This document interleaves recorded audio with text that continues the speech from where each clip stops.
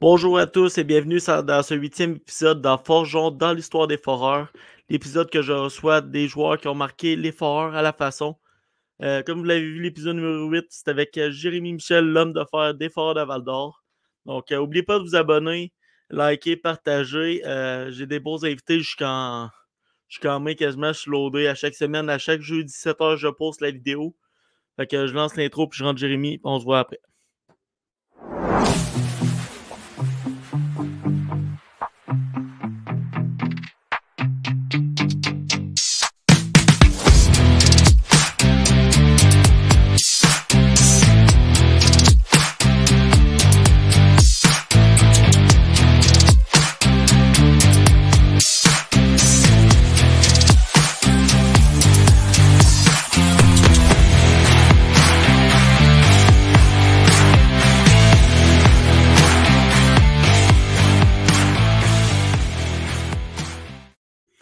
Bonjour Jérémy, ça va bien?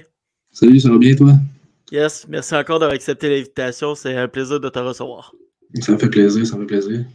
Alors, on va commencer tout de suite à ton repêchage. Tu as été repêché en première ronde en 2017, 17e au total. Pensais-tu venir à Val-d'Or? Je savais un peu qu'il y avait de l'intérêt, mais je te dirais qu'à ce moment-là, on dirait que tu ne fais pas vraiment d'attente. Puis, Ok, je savais vraiment pas j'allais aller où, mais ok, honnêtement, je ne peux pas demander mieux. Faut que ouais, Maxence, en plus, a été pris avant moi. C'était vraiment ouais. la meilleure place que je pouvais aller. T'avais-tu peur de venir dans un petit marché comme Val-d'Or? On dirait que quand tu es plus jeune, ça te fait un peu peur, Ouais. mais maintenant, en revenant sur ma carrière, zéro, c'est Hmm. une des plus belles affaires qui m'est arrivée, puis je ne regrette vraiment pas d'être allé. À ton arrivée à Val-d'Or, y a-tu un joueur qui t'a pris un peu sous ton aile? Ouais, dans ma première année, là, il y avait Simon Lafrance, Ok. puis il y avait Mathieu Nadeau, que c'était des gars de 19-20 ans. Puis moi, à 16 ans, là, j'arrive, puis c'est un peu du nouveau. T'es Mhm. de 16 ans, t'as jamais connu une ville aussi loin, t'es loin de tes parents. Puis non, Ouais. c'était vraiment le fun. Ils m'ont vraiment aidé à m'intégrer. C'était quoi ta plus grosse adaptation entre le M18 et la LHMQ? Je te dirais que c'était la vitesse du jeu. Tu sais, Ok.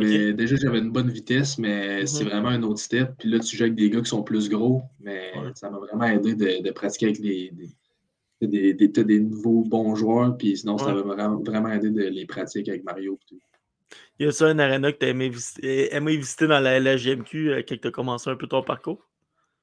Ben, c'est sûr que Québec, pour Ouais. moi, c'est une des plus grosses parce que je viens de là. Il y a tout le temps beaucoup de monde. Puis il y a aussi Ok. Victoriaville, ma famille vient de là, fait que c'est tout le temps plus le fun. C'était quasiment une game à domicile pour moi, là, fait que c'était vraiment le fun de jouer là-bas. Première saison à Val d'Or, c'est comme on a dit à 16 ans, c'est ta première fois en pension, ça c'est sûr.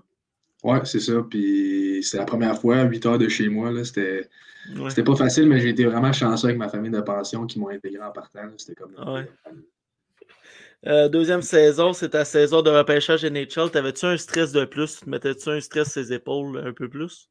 Non, pas vraiment. Honnêtement, je pensais pas vraiment à ça. J'avais pas eu la saison escomptée à 16 ans, fait que ça m'a Ok. comme fait oublier ça un peu, mais vraiment, on a eu une belle saison, les jeunes, puis ça m'a Mhm. vraiment aidé à me faire repêcher. C'était vraiment le fun.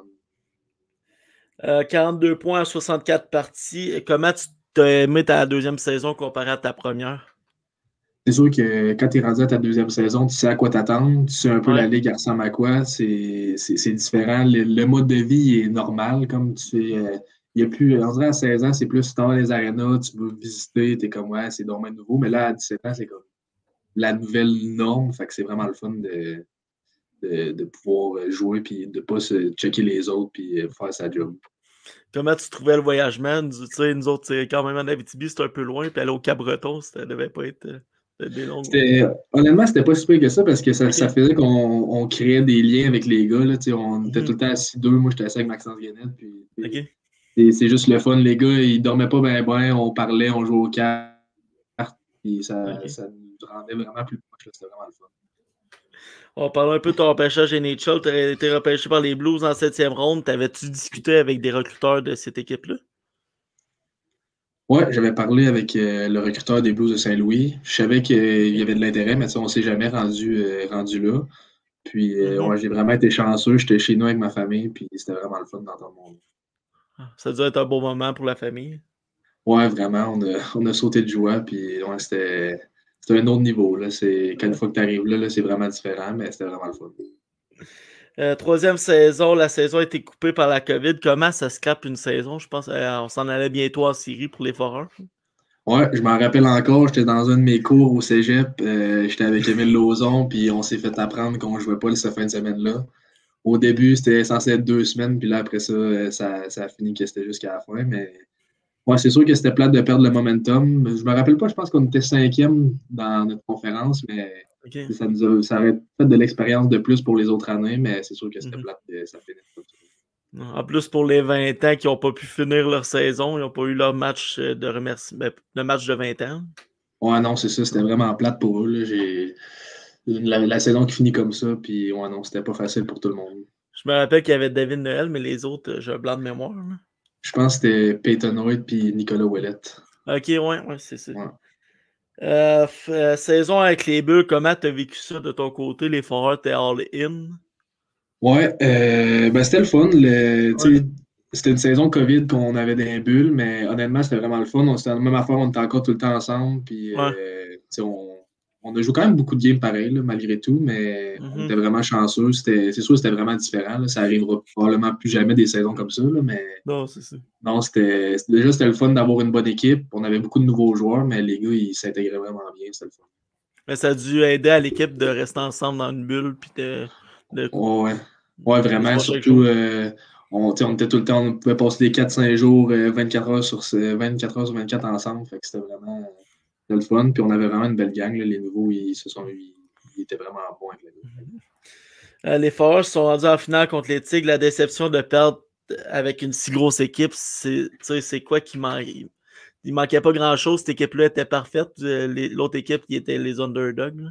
Ouais, c'est sûr que ça fait mal, mais on a appris de ça. Puis je pense que il nous manquait pas grand-chose. Ils ont juste Victoriaville, ils ont été bons au bon moment. Puis non, je pense que c'est sûr que ça a été difficile parce qu'on savait qu'on était favoris, mais en même temps, c'était plus la déception de tous les gars qui étaient là depuis le début, depuis qu'on avait 16 ans. Savoir on savait que dans notre repêchage, Pascal Daoud nous avait dit que ce serait notre année de 19 ans qu'on irait pour la Coupe. C'était plus la déception de tout le build-up qui s'est passé, puis de là, on perd, puis ça marche pas. Votre repêchage, je pense que tu parlais de Gainette, je pense qu'il y a Joe Lemieux aussi qui était là. Ouais, il y avait Joe Lemieux, puis il y avait Jacob Gaucher qui n'avait pas joué à 16 ans, t'avais Émile Lauzon, on était vraiment beaucoup de gars qui c'était cette année-là, puis on attendait vraiment ce moment-là, mais ça n'a pas fonctionné, mais on apprend de ça. Dernière saison à Val d'Or, 84 points, saison incroyable. Que vas-tu te rappeler de ta dernière saison avec les Foreurs? Que des beaux souvenirs. On avait vraiment une belle gang de gars cette année-là. Puis c'était un peu une saison revanche pour nous, un peu. Là, on était le couple de gars qui étaient là l'année d'avant. Puis je pense à des gars comme Robinhood, Busset. Puis on ne pouvait pas donner vraiment plus à ce club-là. Mais c'est sûr qu'on aurait aimé mieux que ça allait mieux, mais on a vraiment eu une belle saison. Quand j'ai parlé je pense que j'ai parlé 3 fois à Rob Day, il disait souvent à ton oncle que tu l'avais pris sous son aile. Tu voulais porter exemple à ces jeunes-là.